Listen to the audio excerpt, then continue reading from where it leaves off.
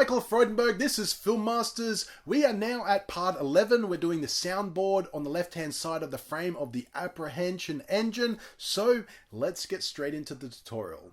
We're going to be applying the soundboard now, the very first one on the left-hand side of the frame, and we're going to be using the same material, which is 7-ply that we use for the base. Now, prior to that, you want to make sure all of your sides are flush. So I'm going to use a sander, so it's a good idea to obviously sand the box, make sure that all of the lower framework is all meeting up with the soundboard on the base or the base plate.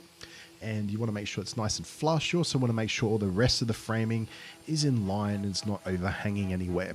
And it just means that it's going to look cleaner when you finish it. And it's also going to assist obviously in vibrations, which is something that we're trying to dampen on this build and trying to remove as much vibration as possible. Because when it comes to the Apprehension engine, the vibrations that you make on this instrument is the sounds that you're wanting to record, so you don't want any other distortions coming through the box. So it's a good idea to spend some time going through, and you can do this on the other side as well while you're waiting for the next video to come out. However, we want to start on this side first, make sure it's all nice and sanded. I'm using an electric sander, so if you've got one of them, it does speed up your workflow. And as you can see, it's all nice and flush. So I'm going to use the same 7-ply as we used, and this is the leftover from when we used the base, or created the base for the Apprehension engine. And what I want to do is line it up. And the good thing is, because of the fact that when I created this box, the measurements are all the same. So it's going to save us in cutting extra bits and pieces of it. As you can see, it all lines up on the base, and it also lines up on our side and the back of the box itself. So the good thing is, once we've got it all nice and lined up, I'm just going to use my black Nico pen or black thick texter and just go around it and mark it out. Now I'm using that black texter again because I just want to show you on the video. It's probably ideal to use a pencil because it's easier and doesn't leave a stain on the timber, especially when you want to have a nice finished product. And here it is now. I'm just holding it up so you can see the shape that we've already cut out and where it's going to go onto our Apprehension engine box. So the next part, I'm just going to saw through. Now, obviously, I showed you how to cut plywood in the very first video when we made the base plate for the Apprehension engine. However, if you've got a jigsaw, it will speed up your workflow. Now, there's different blades that you use for a jigsaw. The one that I'm going to use for the jigsaw itself is a fine tooth and allows it not to rip into the timber. And if you want to cut around corners, what you want to do is get a drill that's thicker than your drill bit or your cutting bit, and drill it on the outside so that when we pick up our jigsaw, we're able to put the saw in like so without cutting away the material we want to keep, and then gently allow it to cut through the wood. And as you can see, a jigsaw does speed up your workflow, and it does have a nice straight cut as well, as long as you take your time while you're cutting the timber itself.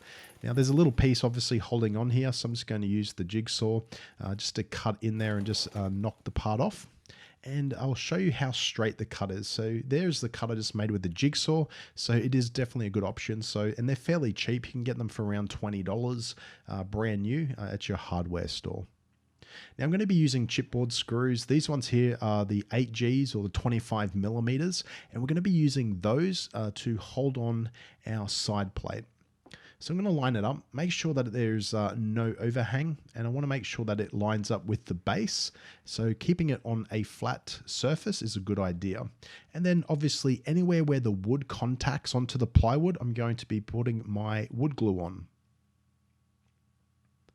So we're going to make sure that that wood glue is on all parts of the frame that is going to be touching that plywood or the soundboard.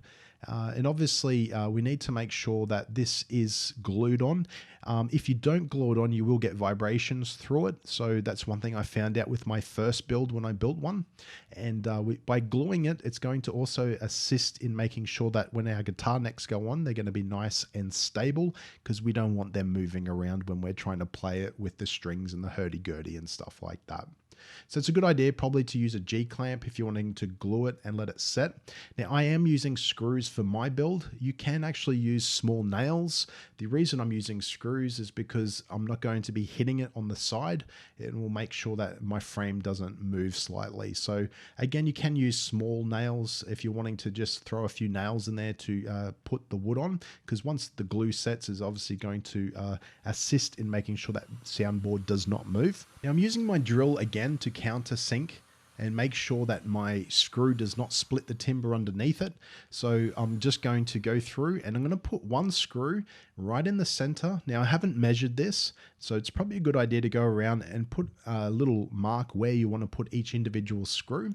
But I'm going to show you where you want to put the screws in order to hold the soundboard together. So I'm going to start at the very front at the top, and that way it will allow me to line it up, make sure it's nice and straight. I can adjust it slightly if I need to, but once I put my second screw in, or my second nail, it will lock that wood in and it will prevent it from moving anywhere else. So it's a good idea, once you put that first screw in, make sure that you've got it sitting where you want the soundboard to be before you put the next screw or nail into the actual side of it. So I'm just going to go through, put all my screws in. So I've got two on the very front, and you can push them all the way in so they're nice and flush, or obviously if you're using a nail, try and use the nails that don't have the thick heads on them, or a umbrella style head on the top of it. You can use a thinner nail. However, it depends on what you're wanting to go for. You may want to have it look like it's got something that's being created, obviously, in some sort of horror film. So you may want to have all bits and pieces hanging off the side of it. So this is sort of the part where you can start getting artistic in what you're using to screw stuff on with. What you can also use, which is what I'm going to use at the very front, I'm going to show you later on in another tutorial. I'm going to be using studs at the very front on the soundboard just to give it that sort of rustic look. But obviously for this one, I'm going to use those screws and screw it in. And again, I'm going to screw at the very top now, where the actual reverb tank will be located. So I'm going to screw it in, and we're going to now just go around the rest of the soundboard and secure it. So I'm going to put a screw in the very back and down the back corner, and then I'll put one in line with the rest of the frame, and obviously I'll show you where I'm going to put those. Now in the next video, I will be showing you how to make the soundboard for the other side as well as putting in the hurdy-gurdy wheel. However, if you do want to jump the gun, I guess you could say, and prepare and get it ready to go for the next tutorial, you can do the same thing where you can measure off the right-hand side frame against the same thickness, so 7-ply, on the soundboard, and create that and get that ready to go. So that is something that you can prepare if you're wanting to jump ahead, ready to go for the next tutorial. However, we're just going to obviously finish this side off, so that we'll have not only our guitar supports, we also have our soundboard, very first one on the left-hand side, which will also support our guitar necks. So one thing about this build, obviously, is we're actually starting to see the Apprehension engine instrument come together, and it's going to come together fairly quickly now, because the framing is one of the most longest part of the build, obviously, because you've got to build the frame, get all the supports ready to go, and then it's about skinning it, which is putting those soundboards on it, and then putting the Apprehension engine's hurdy-gurdy wheel, which is that unique feature, and then we'll be building the necks, obviously, for the guitar, and then we'll be putting all the electronics in it, and then we'll be plugging it in and letting it scream for the very first time.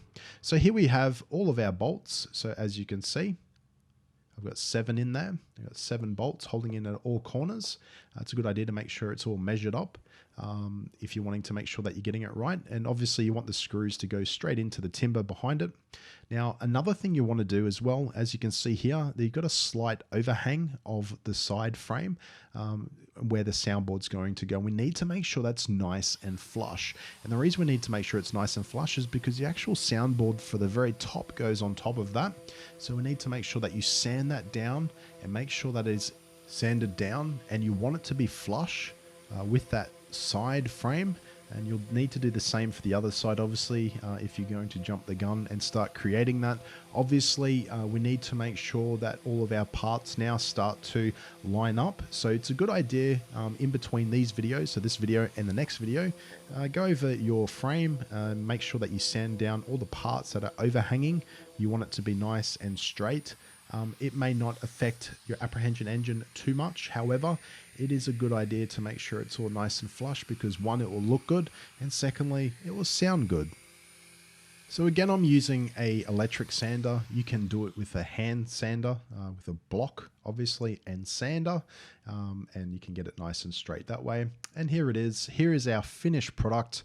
So far, we've got our guitar supports in place, and they're all glued in. And we've also got our side soundboard ready to go, so that we can obviously put our guitar necks onto. And we'll obviously go and put our soundboards on the front and so forth. That's going to be a different thickness, so don't jump the gun on that one. And that is part 11 done. So part 11 has now got our soundboard on the left-hand side. You can jump ahead if you want to and prepare the right-hand side soundboard. There is a slight difference, and that is one will have a hole on the side of it where the crank for the hurdy-gurdy will go into.